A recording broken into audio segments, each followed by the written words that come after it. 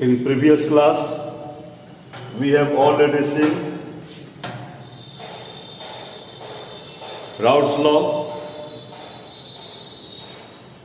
On the basis of this law, we can see colligative properties. What do you mean by colligative properties? Our first question is, what do you mean by colligative properties?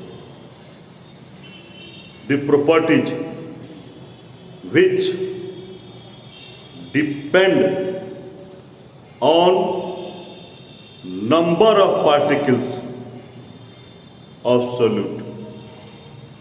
Depend upon number of particles of solute,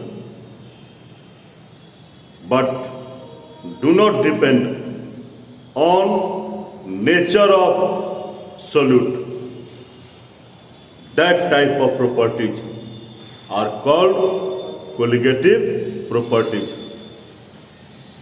जो solute के कणों की संख्या पर निर्भर करता है, लेकिन सोल्यूट की नेचर पर नहीं करता।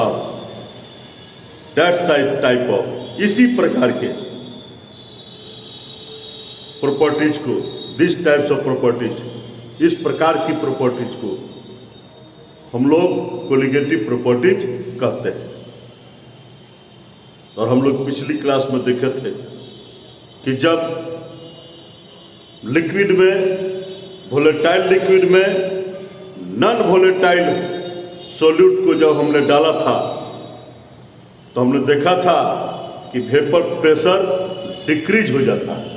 वेपर प्रेशर डिक्रीज हो जाता है, और वेपर प्रेशर जो सॉल्यूशन का डिक्रीज करता है, इस आधार पर हम लोग कोलिगेटिव प्रॉपर्टी, 4 प्रकार के कोलिगेटिव प्रॉपर्टी को पढ़ सकते हैं। वे 4 प्रकार हैं। एक है relative lowering of vapour pressure, एक है इलेवेशन ऑफ बॉइलिंग पॉइंट, एक है डिप्रेशन ऑफ फ्रीजिंग पॉइंट, और एक है ऑस्मोटिक प्रेशर ऑफ सॉल्यूशन। तो आइए शुरू करते हैं, देखते हैं relative lowering of vapour pressure.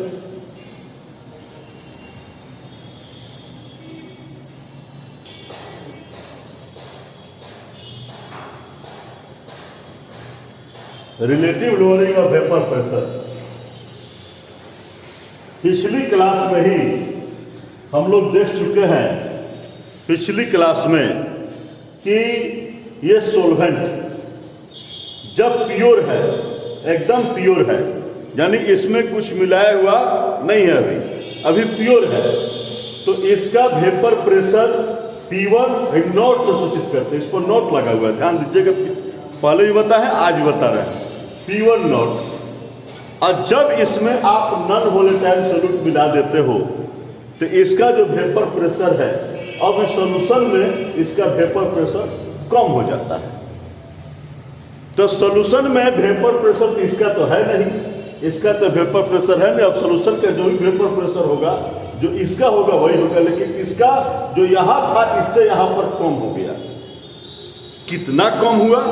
तो आसानी सी बात है, पहले मान लो कि 10, यहाँ 10 था, और यहाँ पर अब मान लो कि 8 हो जाए। कितना कम हुआ भाई? तो 10 माइनस 8। तो वही मैंने बात बताया है कि P1 नॉट माइनस P1, इसको कहेंगे हम लोअरिंग ऑफ वेपर प्रेशर। कि वेपर प्रेशर में कितना अवनमन हुआ, कितना कमी हुआ, कितना लोअर हुआ।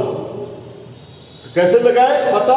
तो इसका जितना वेपर प्रेशर है प्योर अवस्था में, और जब इसमें मिला दिया नॉन वोलेटाइल को, तब हम देखते हैं कि सॉल्यूशन का वेपर प्रेशर कितना है।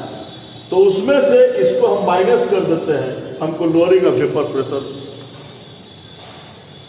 पता चल जाता है। लेकिन हमें एक चीज पता लगाना है, relative lowering of vapour pressure. इसका तो अर्थ जानिए लोअरिंग ऑफ वेपर प्रेशर, लेकिन relative lowering of vapour pressure इसको कैसे जानेंगे? कुछ नहीं, इससे आप जो है सो कि कंपेरिजन कर दीजिए। कैसे? तो देखिए, जितना इसका है लोअरिंग, इससे कंपेयर कर दीजिए, इसकी तुलना में कितना है। रिलेटिव का मतलब ही होता है किसी से तुलना करके बताना। तो इससे तुलना कर दिया इसी से, कि इससे तुलना करके देखें कितना कम हुआ है, तो हमने वही लिखा और इतना में इतना से हमने डिवाइड किया, और इसी को हम कहते हैं relative lowering of vapour pressure. इसको हम पहले भी पढ़ा चुके हैं, राउंड नियम में हमने इसको चर्चा किया था वहाँ पर। Relative lowering of vapour pressure बुझा, समझ में आ गई? Relative lowering of vapour pressure किसको कहते हैं? और वहाँ भी मैंने बताया था कि relative lowering of vapour pressure ये सोल्यूट के मोल फ्रैक्शन के बराबर होता है। सोल्यूट के मोल फ्रैक्शन के बराबर होता है। मोल फ्रैक्शन को x से डिनोट करते हैं, तो उसके इक्वल होता है, तो वही लिए हैं देखिए यहाँ पर। और x2 का मतलब हम लोग जानते हैं N2/N1 + N2। लेकिन जब यदि सोल्यूशन डाइल्यूट हो तो इसका मतलब कि इसकी मात्रा कम होगी, इसको मैंने नेग्लेक्ट कर दिया, तो N2/N1 रह गया। और N2 का मान नंबर ऑफ मोल्स का मतलब आप जानते हो कि वेट बाई मोलिकुलर वेट, वही मैंने N2 की जगह पर weight by molecular weight, N1 की जगह पर वेट बाई मोलिकुलर मोल 1 का रख दिया, और मुझे इसका फार्मूला मिल गया कि relative lowering of vapour pressure का फार्मूला ये हुआ, चाहे ये हुआ, ये सब relative lowering of vapour pressure के फार्मूला हुए। जान गए sir relative lowering of vapour pressure क्या है। अब चलते हैं इस पर दो चार सवाल को देखते हैं, दो चार प्रॉब्लम्स को देखते हैं, हमें बनाने आता है कि नहीं आता है।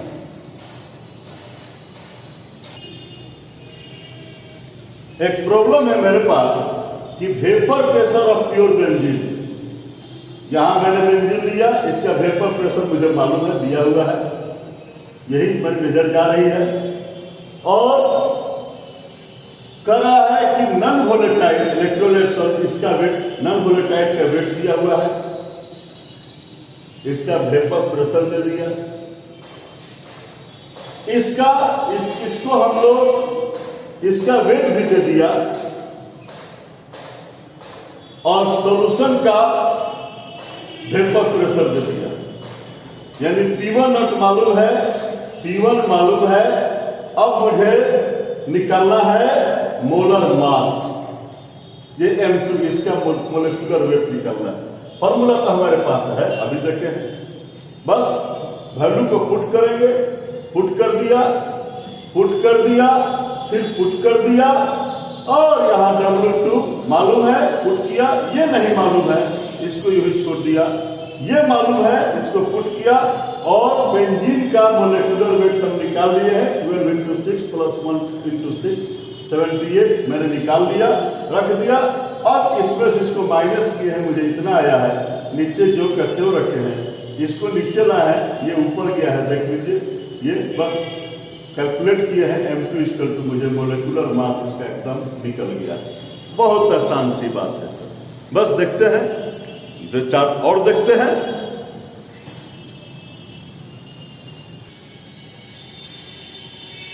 ये क्वेश्चन है मेरे सामने, the vapour pressure of water, water का वेपर प्रेशर मुझे दिया हुआ है, और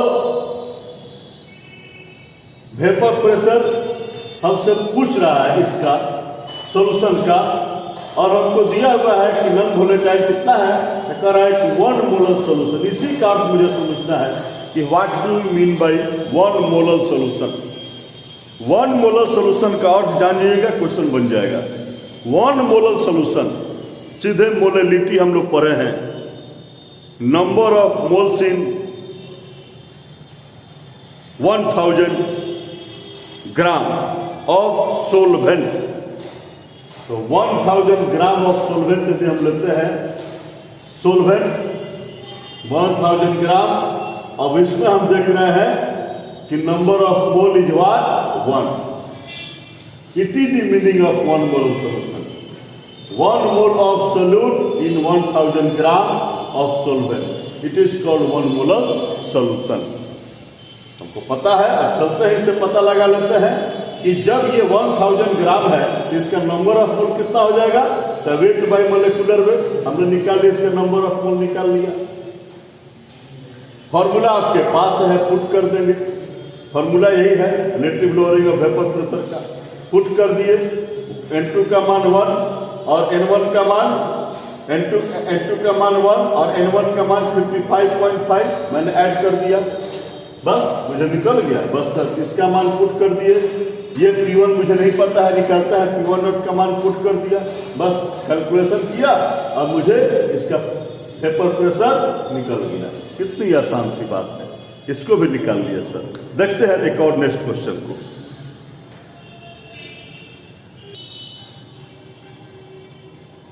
heptane and octane form an ideal solution. जब आइडियल सोल्यूशन हो तो निश्चिंत है, राउट लॉ सीधे यहां पर ये ओबे करता है आइडियल सोल्यूशन।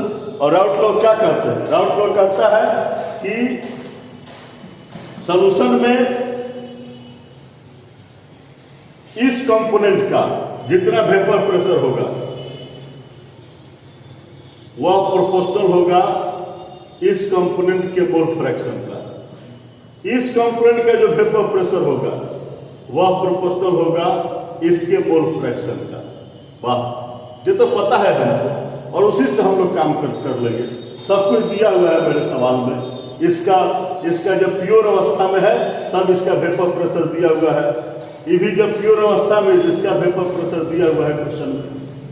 अब हमको टोटल वेपर प्रेशर, मिक्सचर का टोटल वेपर प्रेशर निकालना है मुझे, तो इसका हम निकाल सकते हैं कि P टोटल कितना होगा, ये मुझे निकालना है।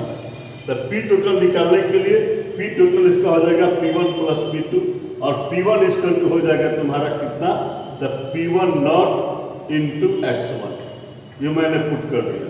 अब P2 इक्वल टू कितना हो जाएगा, P2 नॉट इंटू x2, इसको मैंने यहाँ पुट कर दिया।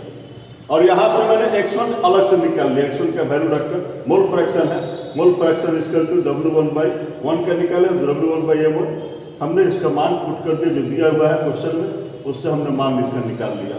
x2 भी निकाल, जब x1 निकल जाएगा तो x2 निकालना आसान है, क्योंकि x1 plus x2 equal to 1 होता है, तो x2 equal to 1 minus x1। मैंने x1 x2 को निकाल लिया और यहाँ इसका वैल्यू पुट किया और मेरा आराम से जो है इसका P टोटल, मुझे टोटल वेपर प्रेशर इस सॉल्यूशन का मुझे ज्ञात हो गया। आज हमने कोलिगेटिव प्रॉपर्टी को देखा, relative lowering of vapour pressure देखा और पुरानी राउट्स लॉ को थोड़ा याद भी किया।